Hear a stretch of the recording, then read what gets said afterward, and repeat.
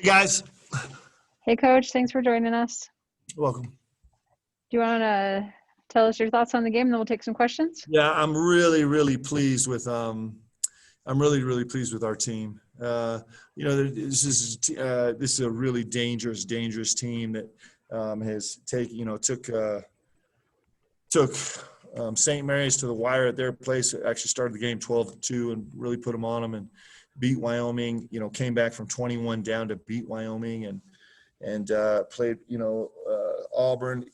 Even on the road for 25 minutes and. It's a group of high major Division I transfers. Johnny Jones is a big time coach. And so we were feeling a lot of anxiety about this game. We felt like it was a real test of our team's maturity. And I think they answered the bell. I'm super proud of them. Really proud. All right, let's start with a question from Jeff Call. Yeah, Coach, Brandon seems to be playing with more confidence, taking big shots. Does that performance at San Diego State, some of the shots he hit in that game, is that kind of carrying over for him? Do you feel like he's kind of feeling his rhythm right now? Yeah, and I think he's getting to know us better. It's interesting. I mentioned this earlier. I'm not surprised that Brandon is on a little bit of the trajectory that Alex Barcelo was last year. We don't really remember, but there was, Alex had some frustrating moments early in the season last year as he tried to kind of figure out how we played and how we operated and what works and how we function, right? And Alex, if you remember, Alex had some early foul trouble issues early in the season last year, not unlike Brandon. And then clearly we've watched Alex, the second two-thirds of the last two-thirds of the season was so extraordinary last year. And I think it's a combination between me being a really bad coach and communicator and our stuff being a little bit complicated, right? So there is a learning curve. And I think what you're seeing is Brandon's confidence, not just in his game is growing, which I think he's always got good confidence in his game, but his understanding of how we play and what we look for and why it works is understanding and is growing. His understanding of that is growing. And so I'm super proud of him. I mean, come on, he's been huge for us. Question from Darnell. Yeah, was his open looks tonight more of a function of how Texas Southern was playing defense, or did you run some stuff for him because he started to get into a rhythm? Well, he got a lot of open stuff. There's a couple actions we're doing that I think the last two teams have had trouble with. A little pitch game it's a little bit different than the other stuff we do, but for the most part, I think it's a result of a lot of things. I think it's a result of a lot of attention to Alex Barcelo. In the second half, you notice, Texas Southern for their first 7 games, had been either switch 1 through 5 or under every ball screen. And in the second half, as the game was starting to get away, they started trying to blitz ball screens, especially on the second side. They were blitzing things. And so the result of that is if you handle the pressure, you're going to have open shots everywhere on the floor. I think AB and BA had some good rhythm in transition today where they were really looking for each other. And so I think it's a result of a lot of things. I think, the other factor was that I think Texas Southern was really feeling Matt Harms and Rich Harward in the post, and they knew they had to bring extra bodies. So you put all those three things together, some actions, double teaming of ball screens, which leaves guys open, and then the heavy dose of Alex Barcelo, where teams are dedicating a body and a half to him, and Brandon Averett is, he made him pay tonight. Brandon Averett decided that was not going to be the right defensive option tonight. All right, Sean Walker and then Jake Hatch. Coach, you talk a lot about with your players about owning your shot and whatever shot you take, just making sure you own it, whether it's 2-pointer, 3-pointer, miss, make, anything. I think BA was certainly doing that tonight. But when AB comes in and doesn't just own his shot, but also passes up a couple times a good shot for an even better shot, career high 10 assists like he did, is that also kind of part of that system of owning your shot, is knowing when to pass it up for a better shot maybe? Yeah, we talk about 3 kind of keys to shooting, and the first one is is, of course, owning your shot and finishing it. And the second one we talk about is we turn down, we don't take hard shots. We work really hard to get great shots for our team, right? It's trying to make a play for your teammate. And Alex certainly epitomized that tonight, and he epitomized that all year, especially the second 2/3 of the season last year. He's got an unbelievable sense of recognizing pressure and recognizing when he's got more than a single body attracted to him and finding guys. And the thing is that Alex understands that through the course of a season, that's actually the way for him to have more scoring opportunities, right? If he punishes teams for bringing a second defender, the team's going to stop bringing a second defender. And so, that's something that evolves through the course of a season more than it does through the course of a game, as the scout on our team changes. And, and there's some good film out there on us now from tonight and from San Diego State, where people are going to have to second guess whether that's the road they want to go, is dedicated an entire second defender to Alex Barcelo.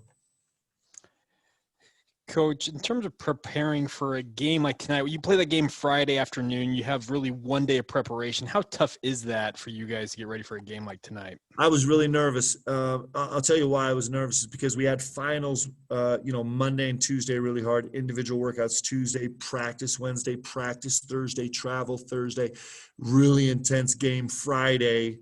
So we had gone 4 days in a row, really 5 if you include an 18-hour day of finals. And then we come back Saturday, that's going to be our 6th day in a row, and especially after that game. And so we tried to modify practice on Saturday to make it as constructive, but have our guys take as few physical shots as possible. And so that just dilutes your practice a little bit. And then, Sunday for us is off, rightfully so. It's something we really believe in. And then so to come in Monday, we really spent time as a staff debating about whether we're going to double down on a really, really extensive shoot around or keep things normal. And we essentially kept them normal and just trusted our guys that they would understand the magnitude of the moment and that they would have a mature approach to the game, both of which they did. Great leadership. Kobe Lee didn't have his best game, but in terms of being a leader at shoot around and pregame, I thought he was excellent today. In terms of letting some of the younger guys know the urgency that we believe that every single game we play through the course of the season, the next game is going to be harder. This game is going to be harder than the game we just played. And that is actually true in the course of a season. And the people that don't believe that and don't honor that, they get stung, right? And the teams that can actually the teams that can stop listening to their parents and their homies and the media and the pundits and everybody else that says, oh, this game is going to be not as hard as the game was Friday.